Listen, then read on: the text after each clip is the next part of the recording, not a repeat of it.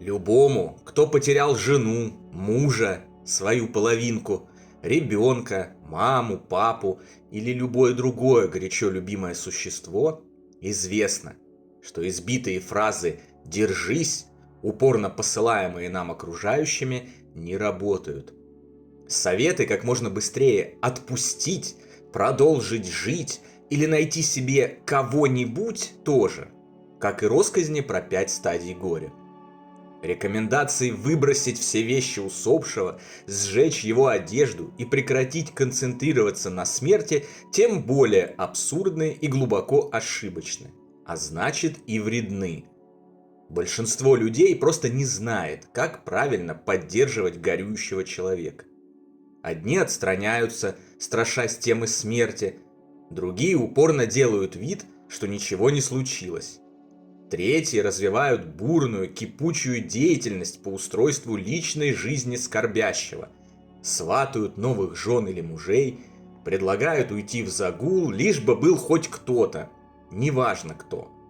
Все это не только не помогает, но зачастую даже наоборот, закапывает сознание проходящего через горе человека еще сильнее. Иногда, когда ты в миллионный раз слышишь «держись», хочется просто разорвать предлагающего это на куски. Я неоднократно бывал по обе стороны от смерти. И как тот, у кого умирали родные и любимые, кто нуждался в поддержке, и как тот, кто поддерживал горюющих. Не буду лукавить. Как и большинство, столкнувшись со смертью чего-то близкого, поначалу я тоже не понимал, как именно нужно осуществлять поддержку, а потому оперировал теми же самыми банальностями вроде «держись» и «все будет хорошо». Позже я стал замечать, что это не работает от слова совсем. А когда побывал на месте глубоко скорбящих лично, разобрался почему. Дело в том, что горюющий человек не нуждается в ободряющих фразах и напутствиях, пригодных в случае других неприятностей. Он не кошелек на базаре потерял, а живого человека, к которому испытывает чувство любви и привязанности, от которого зависел и строил планы с его участием на многие годы вперед. Он не нуждается в том, чтобы кто-то устраивал его личную жизнь. В моменты горя ему просто не до этого. Тем более, он не нуждается в равнодушии или в том, чтобы все вокруг делали вид, что ничего не произошло. Произошло. И еще как. И то, что произошло, изменило всю оставшуюся жизнь навсегда. Далеко не каждый психолог, за помощью к которым так любят отправлять горюющих окружающие, способен помочь. Лишь единицы знают как. Остальным скорее бы отработать сеанс, взять за него деньги, рассказать набившие оскомину бредни про 5 стадий по методичке и забыть о пациенте и его скорби, как о страшном сне. Помню, в период моего острого горя и самой глубокой скорби все мои близкие реагировали по-разному. Но мне особо запомнились действия одного моего друга, который, когда я заговаривал о завершении жизненного пути моей самой родной и близкой души, сразу же моментально и топорно старался перевести тему на что-то другое. И при этом был искренне уверен, что помогает. Во мне же вместо утешения это вызывало бурю негативных эмоций и непонимания. Зачем? Зачем так обесценивать и умершего, и мое желание поговорить о нем? По сути, для правильного утешения горюющего человека есть лишь два работающих инструмента. Лишь два, но зато каких.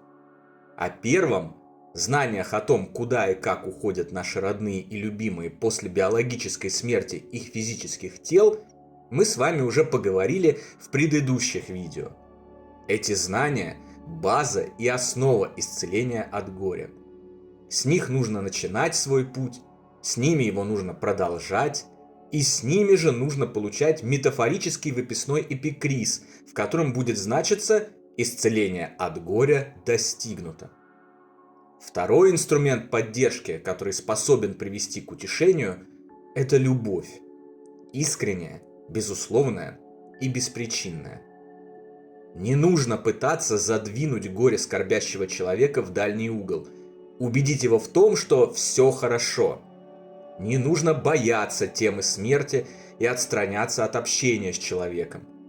Не нужно убеждать его в том, что концентрация мыслей на ушедшем может вызвать некропривязку и утащить его на тот свет вслед за усопшим. Не нужно ничего выдумывать. Нужно просто быть рядом с человеком. Нужно дать ему возможность высказаться в таком объеме, который ему комфортен. Если ему нужно говорить о своей беде сутками, слушайте его сутками. Будьте уверены, это не способно его никуда утащить и не может как-либо навредить ему или слушающему. Все это средневековые выдумки и страшилки, не имеющие никакого отношения к реальности. Если он вообще ничего не хочет говорить, не пытайтесь его расшевелить и вытянуть на разговор. Просто будьте рядом, готовые прийти на помощь в любой момент в том виде, в котором будет нужно горюющему. Не пытайтесь сами решать за него, что ему нужно. Спросите его об этом и дайте ему то, в чем он нуждается. Если у вас сейчас есть деньги, помогите ими. Наш материальный мир устроен так, что похороны и все, что с ними связано, стоит очень дорого. В этом случае не спрашивайте, нужно ли это человеку. Вероятнее всего, человек откажется в силу воспитания и скромности. Просто перешлите их на карту или оставьте на тумбочке. Вообще, возьмите за правило, не нужно ждать, пока вас попросят о подарке или согласятся на него. Ведь никаких разрешений на то, чтобы подарить подарок, не требуется. Просто подарите его и все. Что с ним потом сделает одариваемый, вас уже не касается. Если денег нет, не беда. Самые великодушные поступки на свете не стоят ни копейки и совершаются бесплатно.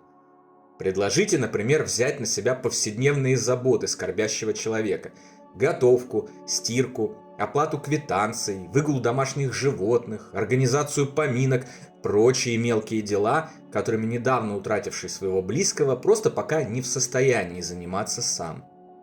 И вот в этом случае уже действительно важно проявить трезвость рассудка и не навязываться, а дать возможность выбрать, согласиться на такое присутствие или нет.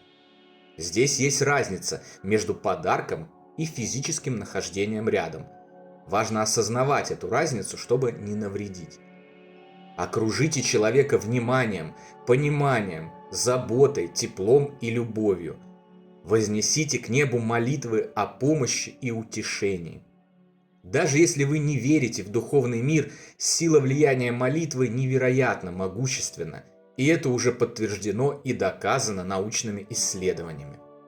А еще обнимайтесь, и как можно чаще.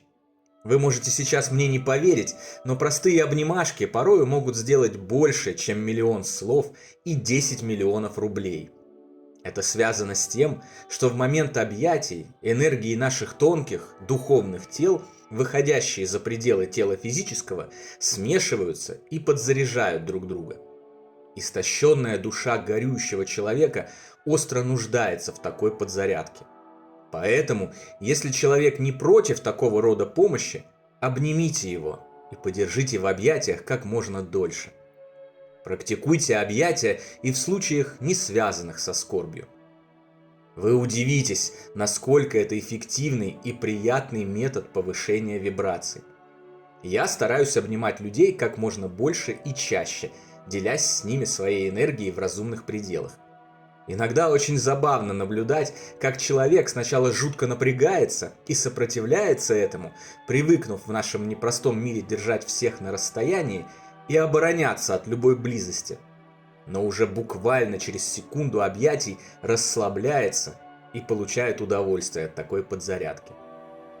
Наступите на горло собственной песни, погасите в себе страхи, раздражение и желание поскорее перевернуть печальную страницу горя. Просто будьте с человеком и будьте для него.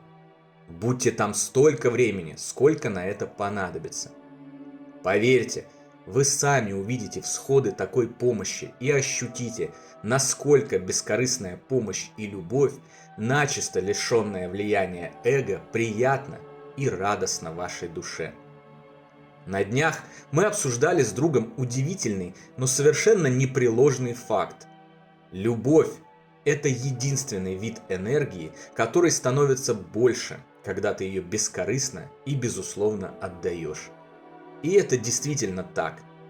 Это и есть тот вечный двигатель, который ученые считают невозможным изобрести в силу действующих на Земле законов физики. Ученые считают, а он уже давно изобретен и доступен каждому.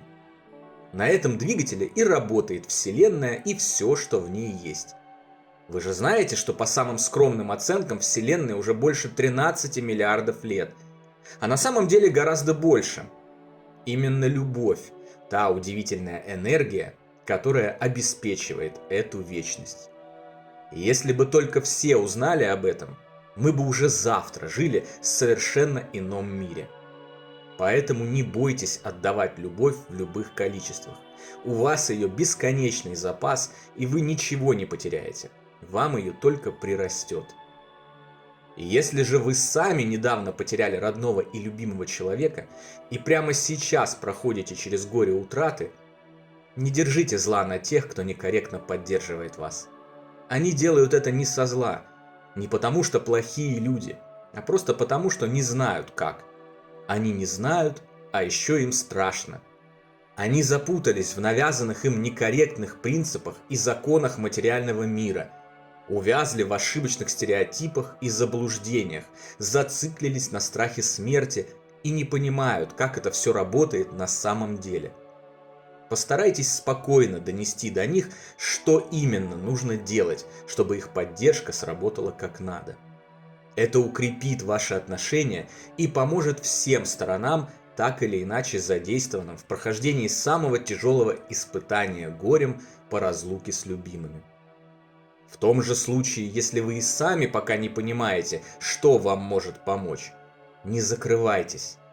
Откройтесь внешним силам, земным и духовным, живущим людям и вашим помощникам с той стороны. Они старательно и упорно ищут возможность помочь вам и обязательно найдут ее, если только вы не будете закрываться от них и погружаться с головой в океан горя и печали. Примите протягиваемую вам руку помощи. Это все, что вам нужно сделать, чтобы начать путь к свету, спокойствию и радости. А главное, помните, разлука временная. Вы достигли дна самого тяжелого испытания, которое только может выпасть в земной жизни, и хуже уже не будет. Дальше будет только лучше и светлее. С того момента, как вы потеряли горячо любимое существо и оказались по разные стороны от завесы между мирами, с каждым прошедшим днем вы приближаетесь друг к другу, и к моменту вашего счастливого воссоединения вместе гораздо более прекрасным, чем физический мир.